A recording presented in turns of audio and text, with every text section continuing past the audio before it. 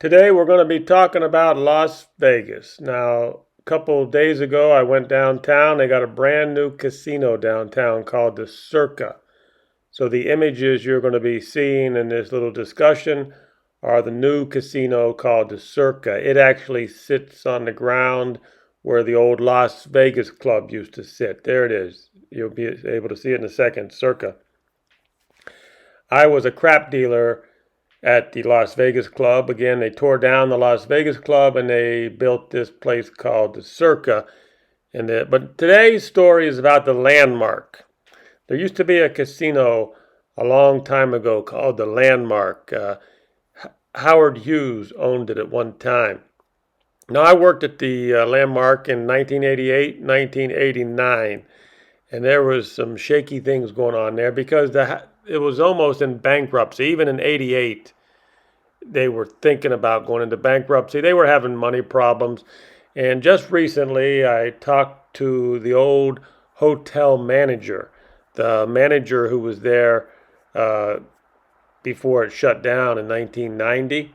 And he was the hotel manager, so he was not really involved with the pit, where I was in the casino pit, 21 dealer, craps dealer. And back then, even then, the way they would skim money out of the casino is that the guys would come in and get markers. They would take out markers like a $5,000 marker, $10,000 marker, and they had no intentions of ever paying that marker back. That was one of the ways they could skim money out of there. Now, the hotel management and the owner knew that these things were going on, but they really couldn't do much about it. They tried their best. Anyhow, this is a discussion I had with the old hotel manager, and he brings up some things I did not know, and it's a pretty interesting conversation, I think, if you like old stories about Las Vegas. Remember, this is about the Landmark Casino going back to 1988, 1989. It shut down in 1990, and they tore it down in 1995.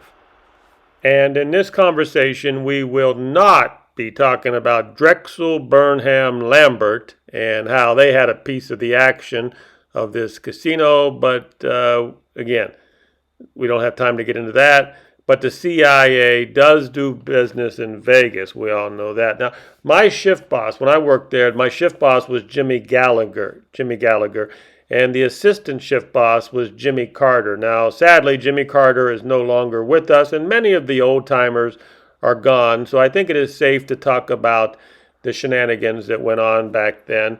One of the coolest things that happened, you would never see that happen today, is when Jimmy Carter again was the assistant shift boss, and it was on his birthday. It was his birthday. He was working, and they had planned this, I guess, but I didn't. Everybody in the casino was shocked because they brought this big cake in, and out of the cake jumped this stripper, and the stripper was dancing around in the pit. They shut the. First time I'd ever seen all the dealers. They stopped dealing, and everybody was watching this stripper who jumped out of the cake, and she was, playing around with Jimmy Carter. It was like a family. A lot of times, even though there was a lot of shenanigans going on, and there was this and that going on, skimming, it was still like a family, and they did a lot of fun things. We did a shift for shift job too. That was important. A lot of times, dealers today, they work 24 hours. They pull their toques together for 24 hours, and they don't have any incentive to be nice. But at the Landmark back then, we worked shift for shift. So whatever that shift did, you would split it among yourselves. And actually, graveyard was a pretty good shift because there was not that many graveyard dealers. Well, there was a father and son. Father and son. Tony Amico. Tony Amico. Tony Amico was his father, and then his son. Both were there, and then they are the ones that are old style kind of. They were getting it on for sure. Kind of that, because they even went down to one of them went down to Florida and was doing his thing down there. Down in Florida, huh? Did they? Now, but the hotel management knew that they were doing something and got rid of them. Yeah, and then that whole trick of the markers, because that was something that the word. That was an easy. You'd get a bird's comment to you about, hey, this is kind of going on. Yeah, you hear about it. And so then you can't be 100% on on their case all the time. No. Well, yeah, and you got to be careful how close you get to the casino if you're in a different division. Yeah. I mean, you're not. And, you know, and it was like the accountants. You'd go up there and you'd talk to the bookkeeper guy, the head accountant. So you go, "The fuck, your desk is a fucking mess. How can you keep track of any figures if you can't even have a clean desk?" You saw that, the accountant. And I had to deal with somebody who walked off with $40,000 off of the take from the hotel one night. The hotel take. That's just for rooms. Just the rooms. Now you heard when I was a dealer there, we heard about. They said there's no hot water in the rooms. We used to tell them, well, they don't want you in the room sleeping, they want you in the room gambling. We would joke. Just so I don't forget, the fire department wanted you to retrofit the for $5 million, right? It was $5 million. It ended up being $5 million to retrofit the hotel water sprinklers power for sprinklers, the restaurant, hallway exits, new fire escapes, new power backup, a whole fire control room was put in. One day they would tell you one thing, and the next day they tell you another thing. Yeah. Which was a pain. So it ended up being different departments. You get the fire department tell you one thing, and the building department tell you another thing, and then the retrofit people tell you something else. Wow. Ended up being $5 million, and that had to help into the bankruptcy. The bankruptcy came within a year, probably after that, huh? Well, it was the debt that then had to be serviced that they were, like you say, the other issues of stealing. what was being raked off of the tables or whatever. The skim, the casino skim. And then similarly, the maintenance chief. What were they doing? They hired a guy who was the maintenance chief of the MGM fire. Oh my God. Time. Yeah. Smallwood. He left after that fire, went to Europe, and he comes back, and we hire him thinking, oh, well, the union's, all charged up about it. Yes. But was there another fire? Well, two. There's the big two. One. The MGM. Yeah. And then the International.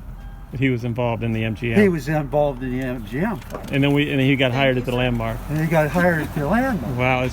And what was happening there was he was pro-union. He was causing what was going to be a potential failure of the air conditioning system. The head of the maintenance guy. So he caused that, huh? Yeah. And that cost a bundle of money. Well, we had retrofitted that and improved the efficiency of it.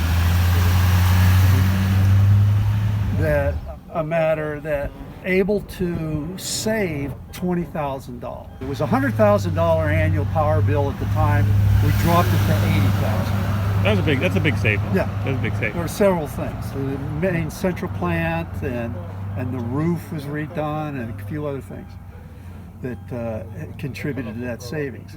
Well, he was putting chemicals into the sewer system that was eating the sewer pipes out. He was not putting chemicals into the air conditioning system to avoid scale buildup. So the head of the maintenance guy was a total mess up. Yeah, and it was like, again, a little bird comes to you, tells you, the salesman tells you, hey, he's not buying what he needs to be buying for this, and he's overbuying for this. Kickbacks and stuff.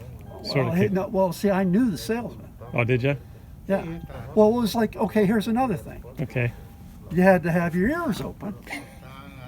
Okay, we gave away a $100,000 prize. Prize? That was a slot promotion thing. Uh-huh. And it was like you got free tickets to distribute to the slot people, distribute it out to the players. Oh, sure. I found out it was a bookkeeper at the apartment down the way who hadn't even played there.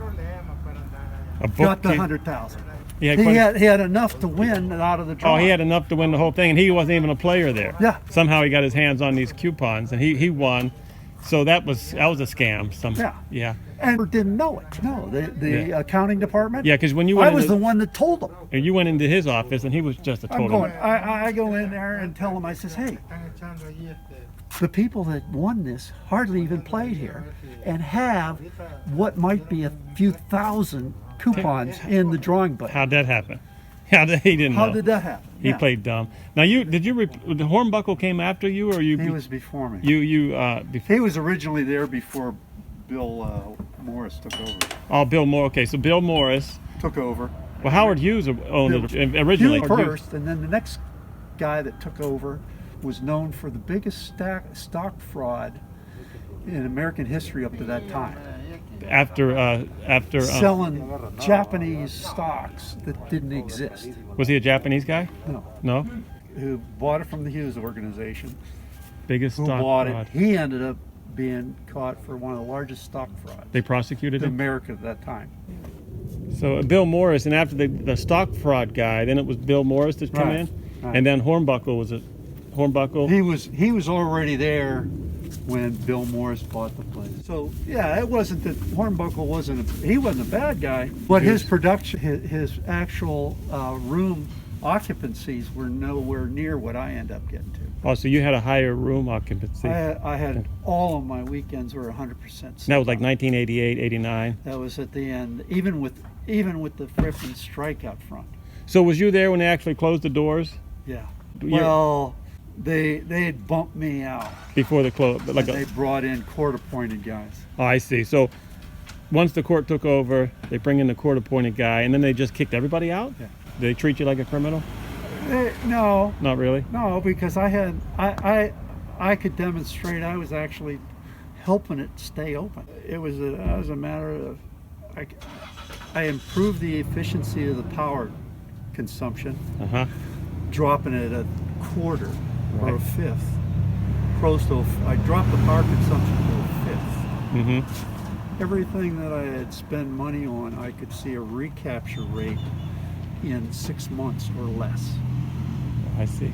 So then anything after that was going to be profitable, how it was produced, or what was spent on it. And then the hotel part, when I took over that, I had the gift shop, all the non-gaming stuff shy of the restaurant. The time I had something that was jewelry related there was somebody there for a convention, Uh-huh. and they sold us earrings like dirt cheap,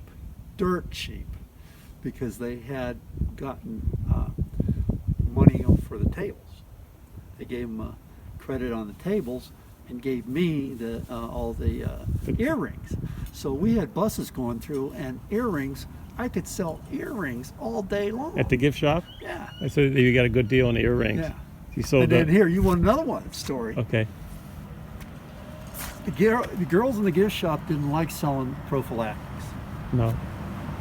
We had them there. They complained, oh, we don't like selling rubbers. So I ended up there was a vending machine there that sold cards, and I got the prophylactic supplier.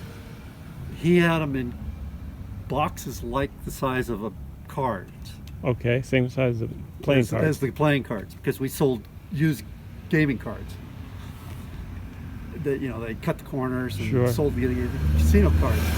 Well, that was in the vending machine, and then I put the prophylactics in another couple slots of the vending machine. And it fit perfect. Yeah, and that was in the elevator lobby to the tower. That was going along just fine, because I did it because The girls. the guy who had the prophylactic machines in the ladies' room never fixed it. He'd let them go stay broken. So you had one in the lobby. You had. Well, I had one in the lobby because I controlled it, but we had somebody who had a vending machine in the ladies' room, Uh huh. but it was broken, and he'd never fix it. He'd just come in and get the money out. So you had your own machine in the lobby. It did pretty good, huh? What happened was then some lady got upset and complained to the pit boss, and he turned it around backwards, and then I had to get it out.